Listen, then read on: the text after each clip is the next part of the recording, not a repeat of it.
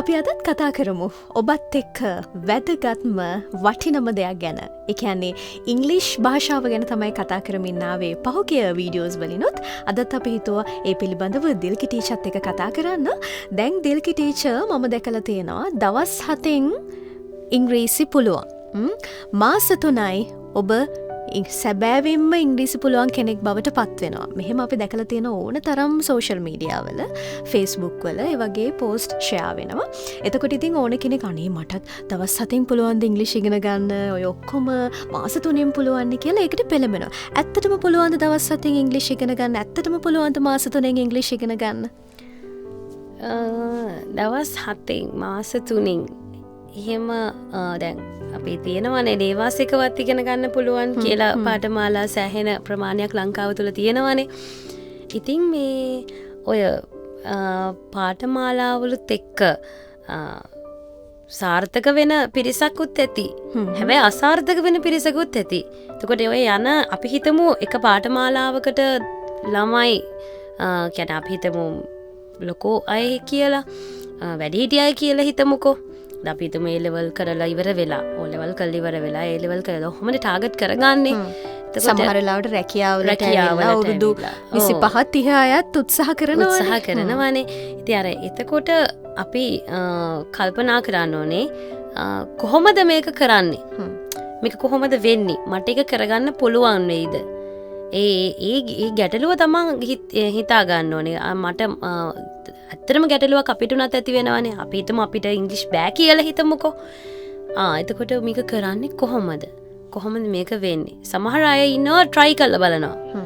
try කරලා බලනවා අපි ගිහිල්ලා බලමුකෝ කොහොමද මේක වෙන්නේ කියලා. ඉතින් අර ඒ වගේ සම්පූර්ණයෙන්මම ඇති වෙන්න ඕනේ මම අර කලිනුත් කිව්වා වගේ මේ අර උනන්දුව කියන දේ මිනිස්සු අතර ඇති වෙන්න ඕනේ. එහෙම නැතුව බෑ. ඒ වගේම තමයි ගුරුවරයාගේ පැත්තෙනොත් ගුරුවරයාගේ දෙන්න පුළුවන්. ඒ කියන්නේ අපි හිතමු මේ භාෂාවේ දෙන්න පුළුවන් උපරිම දේ දෙන්න ඕනේ. එතකොට දෙනකොට ඉගැන්වීමේ ක්‍රියාවලිය තුළ අපි දැන් හිතමුකෝ මොනම වයස් පරතරයක් වුණත් ගුරුවරයා ළඟ ඉන්නේ සිසුවෙක්නේ. ගුරුවරයා ළඟ ඉන්නේ සිසුවෙක්. එතකොට ගුරුවරයාට ඒ සිසුව බබෙක්. එතකොට ඉතින් ළමෙක්නේ. එතකොට මේ භාෂාව එයා ඉගෙන ගන්නාව මට ඕනි මේක ඉගෙන ගන්න. ඔන්න දැම්මම ඉගෙන ගන්නවා. ඒක දෙන්න. එතකොට ගුරුවරයාත් ඒ ගුරුවරයාගේ මේ ගැන්වීමේ ක්‍රියාවලියත් අනිත් අයගේ තියෙන මානසික මට්ටම් තේරුම් අරගෙන ඕනේ උගන්වන්න. සමහර ගුරුවරු ඉන්නවා මම ගුරුවරු විවේචනය කරනවා නෙමෙයි. හැබැයි මෙහෙම දෙයක් තියෙනවා ඉගෙන ගන්න පුළුවන් කෙනාවම ඇදගෙන යනවා. ඒතකොට පාඨමාලාව සාර්ථක කරගන්න පුළුවන් කියලා අපි හිතමු 50ක් ඉන්නවා කියලා. ඒ 50න් අපි හිතමු 20කට මේක පාඨමාලාව සාර්ථක කරගන්න පුළුවන් කියලා ගුරුවරයාට දැනෙනවා. ඉතුරු 30 දෙනා ඔහේ ඉන්නවා. ඒගොල්ලන්ට මේක තේරුමක් නැහැ. ඒගොල්ලන්ට පටන් ගන්න ඕන තැන නෙමෙයි පටන් අරගෙන තියෙන්නේ. අපි හිතමු අපි කලින් කතා කරාගේ ඉංග්‍රීසි මුකුත්ම බැරි කෙනෙක් පාඨමාලාවට ඇවිල්ලා කියලා. මට අකුරක්වත් බෑ කියලා එහෙම අය ඉන්නවා. අකුරක්වත් මට බෑ. මට ඒ කාලෙච්චර උනන්දුවක් තිබුණේ නැහැ. හැබැයි දැන් මට මේක ඕනි කියන දේ තියෙනවා. මම ඉස්කෝලේ යන කාලේ මෙහෙම අපි පීරියඩ්ස් කට් කරා, ඉංග්‍රීසි ටීචර් මගේ හැරියා. එහෙම දේවල් තියෙනවානේ. මේ මිනිස්සු කතා කරනවා. මාත් එක්කත් පෞද්ගලිකව ගොඩක් දෙනෙක් එහෙම කතා කරලා තියෙනවා. මට අකුරක්වත් බෑ. හැබැයි මට අකුරු ටික විතරයි පුළුවන්. ටීචර් මට වචනයක්වත් හදාගන්න බෑ. බෙල්ලි කතා කරද්දී මට වචන ටිකක්වත් එක ටික කරලා කතා කරනවත් මට තේරෙන්නේ නැහැ කියන ඒ අය ඉන්නවා. ඉතින් මේ අර එහෙම ඉන්න අය ගැන අපි කතා කරනකොට එයාලට කොහොමද අපි ඉංග්‍රීසි උගන්වන්නේ? ඒ මයින්ඩ් එක ගුරුවරයා තුලට එන්න ඕනි. එයා ළඟට එන්න ඕන කොහොමද මේක මෙයාලට කොහොමද මම මේක උගන්වන්නේ? එතකොට මම අර කිව්වා වගේ 50ක් බැච් එකට එනවා. 50න් 20ක් හරියට ඉගෙන ගන්නවා. ඉතුරු 30 දෙනාගේ ලෝක 30ක. එයාලට තේරෙන්නේ නැහැ. සමහරව එතනත් ඉන්නවා 30 දෙනා අතර ඉන්නවා 10ක් විතර මට මේක ඕනි මං කොහොම හරි මේක කරගන්නවා කියන මේවකින් ඇති. හැබැයි ගුරුවරයා 50ම ගොඩ දානවා කියන එක සාර්ථකද? එක ඒක 50ම ගොඩ දානවා වගේ 50ක් මේ බැජ් එකට අරගෙන 20ක් හරියට උගන්නලා අරිතුරු 30 දෙනාට ඒක හරියට යන්නේ නැත්තම් ඒක සාර්ථක වෙන්නේ නෑනේ ඇත්තටම. අනිතක තමයි දැන් දවස් 7න් මාස 3න් ඔය කියන වගේ බැරිම කෙනෙක්ට නම් මං හිතන්නේ හිතන්න බෑ. ඔව් අමාරුයි ගොඩාක් අමාරුයි. මොකද අපි සෑහෙන දුරටම හාන්සි වෙන්න ඕනේ. එයාව ඉස්සෙල්ලම කරන්න ඕනේ මම බැලුවොත් වැඩිහිටි කෙනෙක්. වැඩිහිටි කෙනෙක් අපි කියන අවුරුදු 6ට වැඩි නම් එයා වැඩිහිටියෙක් කියලා ලංකාවේ පිළිගන්නේ. එතකොට එයාට උනන්දුවක් තියෙනවා. එයාට මේක ඉගෙන ගන්නත් ඕනේ. හැබැයි එයාට මුකුත්ම බෑ. ඒ භාෂාව සම්බන්ධව එයාට මුකුත්ම හසුරව ගන්නවත් බෑ වචනයක් දෙකක්වත්. එන්නම් පැහැදිලිවම දවස් 7න් බෑ. පැහැදිලිවම දවස් 7න් බෑ. මොකද එයාට ලොකු එයාගේ මනස හදන්න ඕනේ මුලින්ම. එයාට දෙන්න ඕනේ මේ පොසිටිව් වයිබ්ස් ටිකක් දෙන්න ඕනේ. මෙයාට පොසිටිව් තින්කින් එයාට හිතනවා මේක පුළුවන්. අපි මේක පොඩි තැන ඉඳලා පටන් ගමු. ඒක අර අපි තැනත් බලන්න එපා. දැන් මෙයා අපි ඉස්සර චෙක් කරලා බලන්න ඕනේ. අපි චෙක් කරලා බලන්න ඕනේ මෙයාට කොහොමද මෙයා කියනවා වගේම හරි ඔයා ලියලා පෙන්නන්නකො මට මේක. ඒතකොට ඔයා දන්නවද අපි පොඩි තැන අපි හරි චූටිනේ how are you කියන එක අපි හැමෝම දන්නවනේ. ඒතර how are ඊට එහා අපි වාක්‍යයක් අරගෙන කියමුකෝ. ඊට එහා අපි සෙන්ටෙන්ස් එකක් අරගෙන යාරි කියන ඔයා මේක දන්නවද? ඔයාට මේක පුළුවන්ද? අනේ එතන අපි චෙක් කරන්න ඕනේ. එතකොට හරි. එතකොට ගුරුවරයා තේරුම් ගන්න ඕනේ. එයාට උගන්වන්නේ මම නම් මට වඩා වැඩිමල් කෙනෙක්. අපි හිතමු අවුරුදු 45ක කෙනෙකුට එයා ඉන්නේ රටක රැකියාවක් කරන කෙනෙක් එයා වෙන රටක. එයාට ඉංග්‍රීසි ඕනේ. ඕන වෙලා දින එයා කියන මට මේ දේවල් පුළුවන් මේ දේවල් පුළුවන්. හැබැයි මට මෙතනින් එහාට කතා කරන්න විදිය මට තේරෙන්නේ නැහැ. මට මෙතනින් එහාට ඉගෙන ගන්න විදිය තේරෙන්නේ නැහැ. මේක මට ලියන විදිය තේරෙන්නේ නැහැ. අපි ඒ අවබෝධය අරගෙන තමයි ගුරුවරයා දරුවාගේ අවබෝධය ගන්න ඕනි. මොන පරතරයක් වුණත් ගුරුවරයාට යා සිසුවෙක්.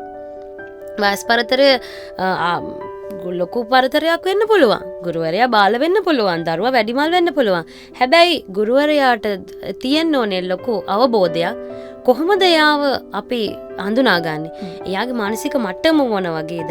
ඒ මානසික මට්ටමත් එක්ක එයා තීරණය කරන්න ඕනේ යම් කිසි කාලයක් ඔයාට මෙන්න මේ කාලය තුලදී තමයි ඔයාට මෙන්න මෙහෙම කරා. හැබැයි එයාට ඕනේ නම් කඩිනමින් ඉගෙන ගන්න. ඉක්මනින් ඉගෙන ගන්න ඕන. එයාගේ උනන්දුව මතින්ම තමයි ඒක අරගෙන යන්න ඕනේ. හැබැයි මම නම් හිතන්නේ දවස් 7න් ඉංග්‍රීසි ඉගෙන ගන්න පුළුවන්, දවස් 20න් ඉංග්‍රීසි ඉගෙන ගන්න පුළුවන් කියන දේ දවස් 20ත් අපිට පුළුවන්. ලොකු දරන්න ඕනේ.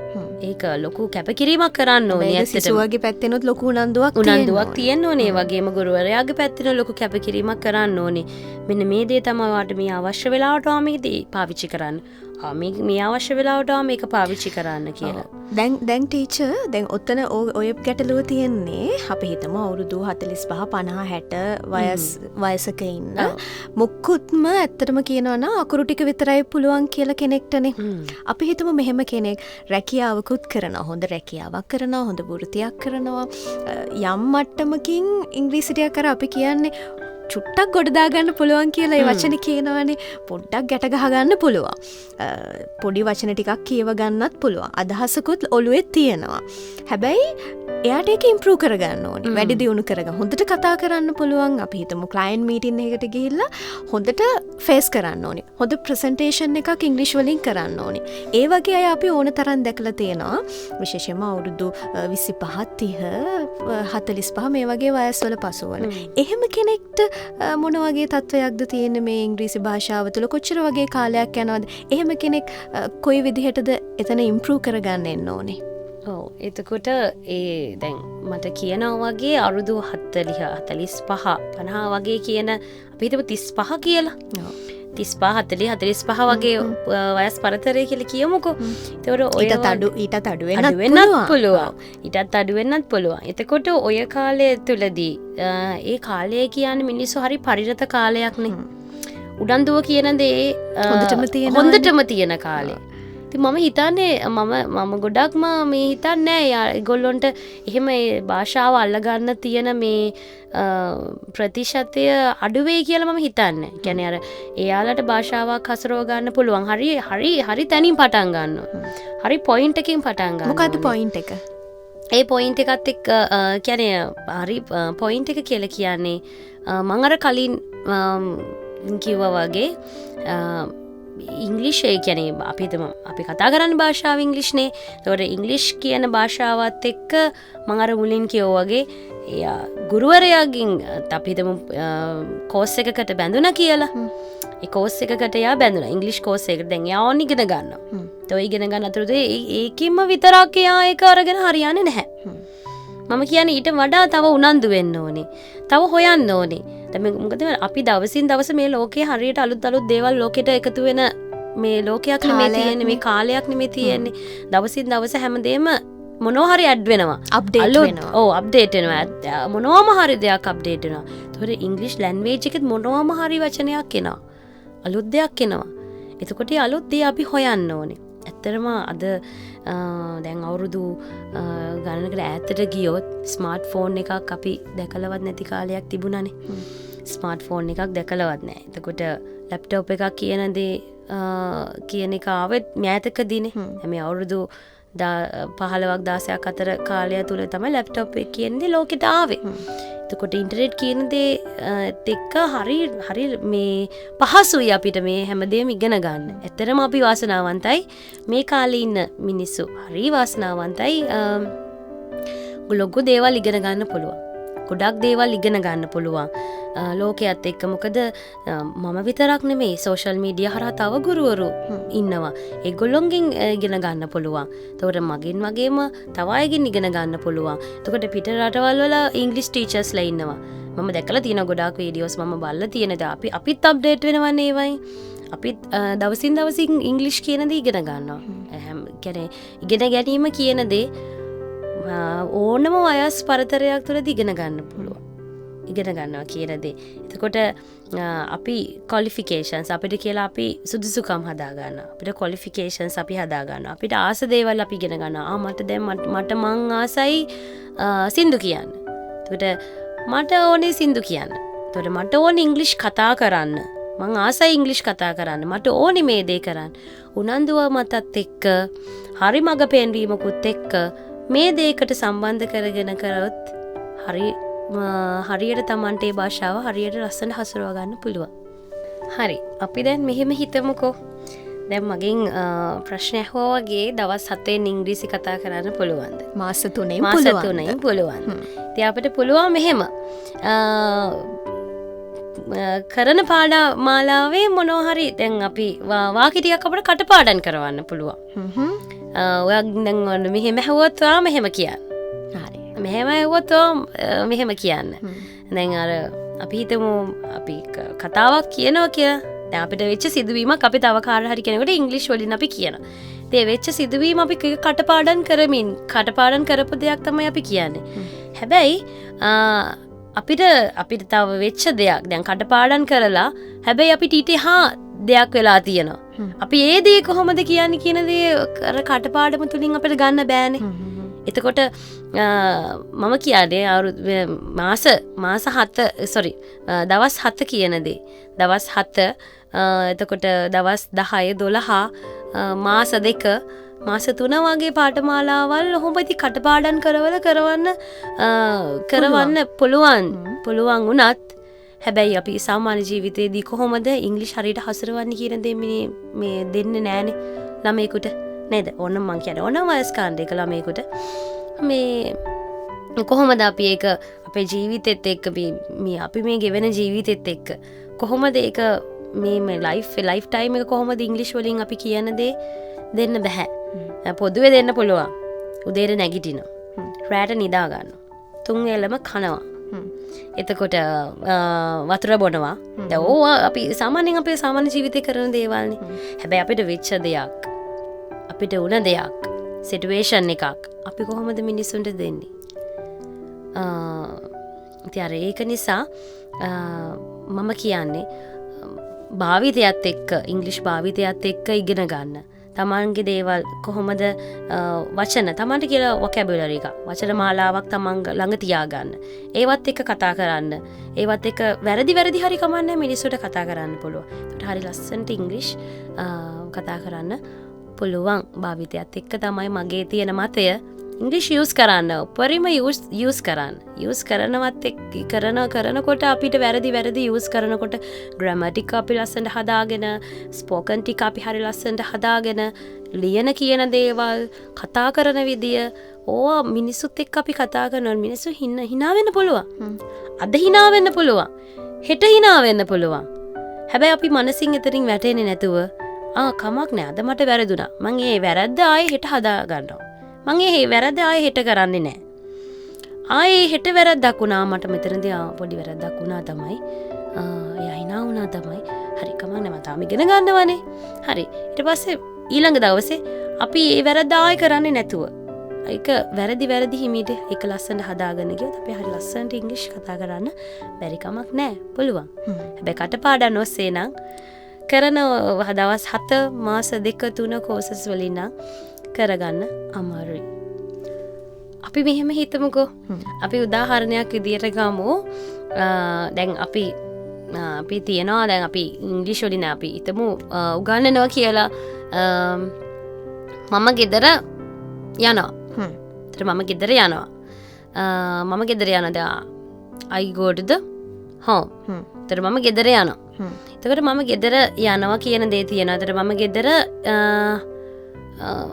අද මම ගෙදර යනවා තර අද මම නැත්තම් මම ගෙදර යනකොට අපි හිතමු සිටුේෂන් එකක් කියනවා කියලා එතකොට ඔය අතරේ අපිට දැන් ඔන්න සිලබස් එකේ ළමයාට උගන්වලා තියෙන්නේ මම ගෙදර යනවා මම ගෙදර යන්නේ මම බස් එකේ ගෙදර යනවා. එතකොට අපි හිතමු බස් එකේ හරි කොයි මොකක් හරි වෙහිකල් එකක යනවා. එතකොට මම යනකොට දැන් සිටුේෂන් මොනවා හරි දෙයක් වුණා. අපි හිතමු බස් එක කැඩුණා. ඔව් බස් එක වැස්සා. අපිට කියන්න පුළුවන් when I go to the home මම ගෙදර යනකොට නැත්නම් when I am going to the home මම ගෙදර යන අතරතුරේදී එතකොට මට මෙන්න මෙහෙම දෙයක් වුණා. දැන් අපි හිතමු කවුරු හරි අඳුරන්නේ නැති පුද්ගලයෙක් මගේ ඉස්සරහට එනවා මම දැක්කා.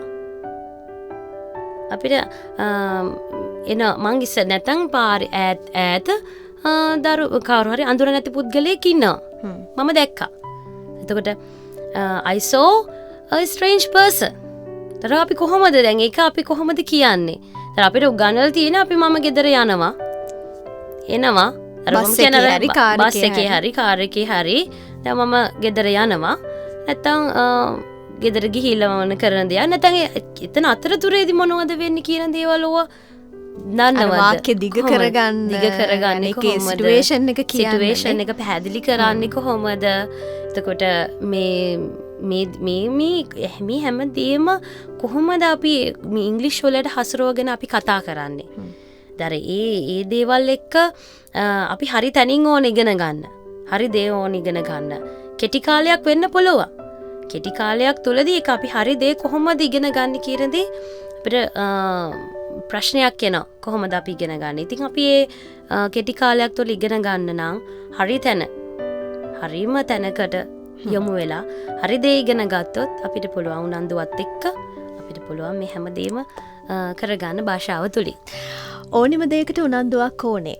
ටීචර් වැඩිපුරම පාවිච්චි කරපු වචනේ තමයි උනන්දුව කියන වචනේ. වචනෙට මමත් කැමතියි ඔබත් කැමති නිසා ඔබ උනන්දු වෙලා බලන්න ඕනම දෙයකට ඒ තුලින් ඔබට පුළුවන් ඔබව මොටිවේට් කරගන්න.